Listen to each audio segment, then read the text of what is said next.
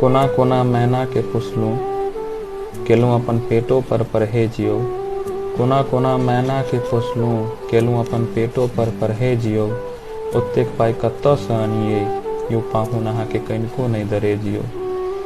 MA BA पास करेलूँ, काटि अपन करेजियो।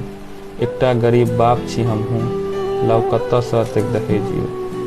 नाना रंगक गुणसँ भरल अपन आँखिक काजर दैते छी। कपड़ा लत्ता पेटी बक्सा पलंग कुर्सी यहाँ लैते छी। आब कतऽसँ लाबू हम 10 लाखसँ भरल बैग यौ। ओतेक पाई कतऽसँ आनियै, यो पाहुन अहाँके कनिको नहि दरेगियो। राम के घर में विवाह भेल सोचलूँ, भेल अहाँसँ दुर्योधनसँ भेंट यौ। गरीब आदमी ससुर अहाँके, कि दिअ काटि कऽ अपन घेटियो। अपन मनक लोभके शांत कऽ कऽ हृदयके अहाँ साफ करू। नहि तऽ हमर बेटी रहत कुंवारे, हमरा अहाँ सब माफ करू। लऽ लेब पैसा घोड़ा गाड़ी, तैयो हमर बेटीके अहाँ सताबियो।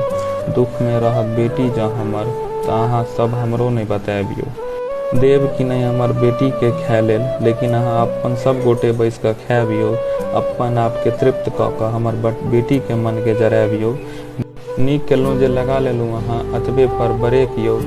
एते पाई कतऽसँ आनियै, यो पाहुन अहाँके कनिको नहि दरेगियो। जय मिथिला।